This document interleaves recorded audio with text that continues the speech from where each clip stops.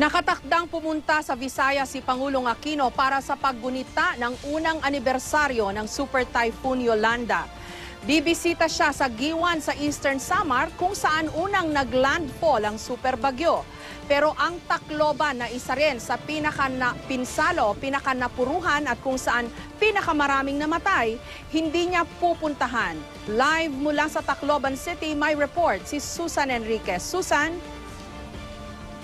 Jessica, wala man balak si Pangulong Aquino na makiisa sa paggunita sa unang anibersaryo ng pananalasan ng Bagyong Yolanda dito sa Tacloban. Tuloy ang buhay ng mga taga-Tacloban. Ito'y lalo pat hindi naman daw nila halos nararamdaman ang tulong mula sa national government. Kaya sila yung gumagawa ng mga pamamaraan para malampasan ang mga pagsubok na hatid ng Bagyong Yolanda. Lalo pat minsan nang sinubok ang kanilang pananampalataya nang tumama dito ang Super Typhoon Yolanda. Narito po ang aking report. Hindi raw minamasama ni Tacloban City Mayor Alfred Romualdez na hindi kasama sa itinerary ni Pangulong Noynoy Aquino bukas ang pagbisita sa lungsod bilang paggunita sa unang taong anibersaryo ng hagupit ng Bagyong Yolanda. What happened in Yolanda is bigger than the office of the president. It's bigger than the mayor's office. You know, it's worldwide concern. Lahat pinadalhan lang namin ang imbitasyon and whoever can come. Inuubayan ko na lang sa tao yan. Sila nang humusga dyan. Basta ako, importante sa akin, as a leader, we have to rise above that. So let the people decide, and whatever we feel or whatever we assess, express that in 2016.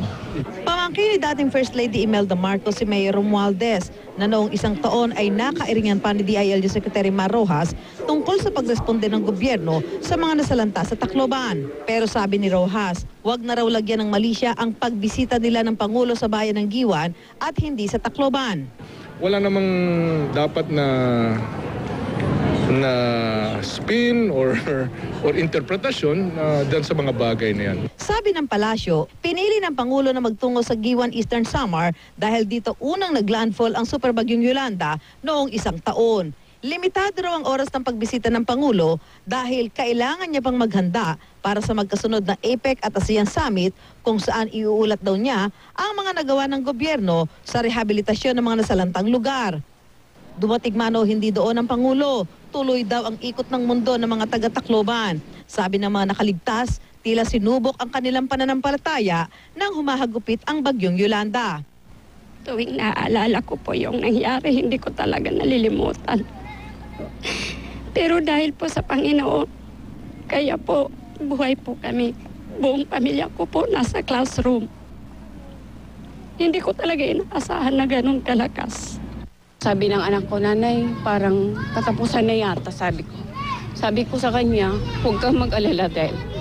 Kaya ang nakatakdang pagbisita ni Pope Francis sa Tacloban City sa Enero, lalo raw itong magpapatatag sa kanila sa kabila ng mga idinulot na pighati ng Bagyong Yolanda. He has the power up there para isama niya kami sa lahat ng prayers niya.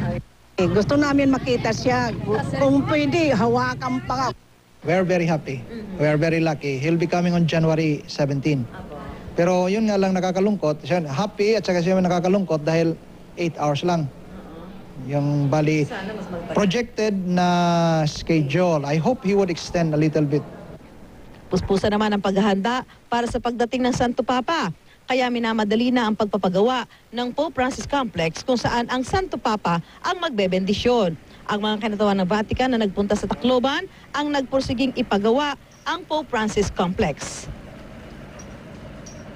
Bukas, Jessica, sa bisperas ng paggunita ng unang anibersaryo ng pananalasan ng Bagyong Yolanda, may mga aktibidad na nakalinya dito sa Tacloban City. Kabilang na ang pagkakaroon ng vigil dito po sa St. Joseph Parish kung saan sinasabi po na may 2,000 katao ang nasawi at nawawala matapos ngang humagupit ang Bagyong Yolanda. Jessica? Susan, so definite na ba?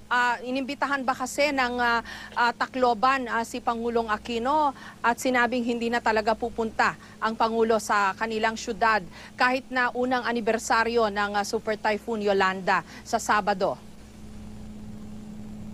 Jessica, sabi ni Mayor Romualdez, lahat naman daw ay pinadalhan ng imbitasyon, ano? Pero hanggang sa mga oras na ito, ngayong araw na ito, isang araw na lang at anibersaryo na nga, ay wala pa namang nagko-confirm kung sinong, kung dadating ang Pangulo. Actually, kanina itinanong lang sa kanya ng mga media yan dahil nga, yun yung sinabi ni DILG Secretary Mar Rojas, no? So, maliban doon, sinasabi nito si Mayor Romualdez na wala pa rin namang ibang miyembro ng gabinete na nagpapaabot sa kanila ng pasabi kung sila o sino ang dadating dito sa Sabado para makiisa doon nga sa paggunita ng unang anibersaryo nitong nangyaring malagim na trahedya lalo na dito sa Tacloban City. Jessica.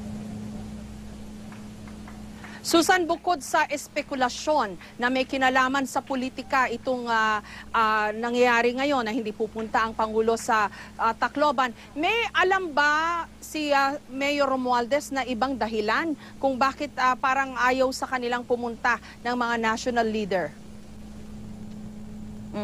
Alam mo, Jessica, maingat na rin itong si Mayor Romualdez sa pagsasabi kung ito bang hindi pagpunta ng Pangulo dito ay may kinalaman sa politika, lalo na nga, no? Yung nangyari sa kanila dati ni Secretary Mar Rojas. Pero sabi niya, parang okay naman daw ang kanilang relasyon ni Secretary Rojas. So, sabi ni Mayor Romualdez, mas mabuti na rin daw kung hindi pupunta ang Pangulo dito dahil kahit paano ay yung oras at atensyon ay mailalaan para doon sa mga pamilya ng mga biktima na gunitain at alayan ng dasal, panalangin, ang kanilang mga yumaong mahal sa buhay at mapagtuunan din ng pansin yung mga dapat pang ibigay na tulong dito sa mga biktima ng Bagyong Yolanda. Sabi nga ni Mayor Romualdez, mas maganda rin naman daw na mapuntahan ng Pangulo yung mga lugar na naapektuhan din ng Bagyong Yolanda at ayaw na nga niyang isipin pa na may kinalaman sa politika yung hindi pagpunta rito ng Pangulo o yung plano na huwag nang pumunta rito dahil sabi nga niya kanina, bahala na ang kanyang mga kababayan na humusga sa darating na 2016. Jessica. Maraming salamat sa iyo, Susan Enriquez.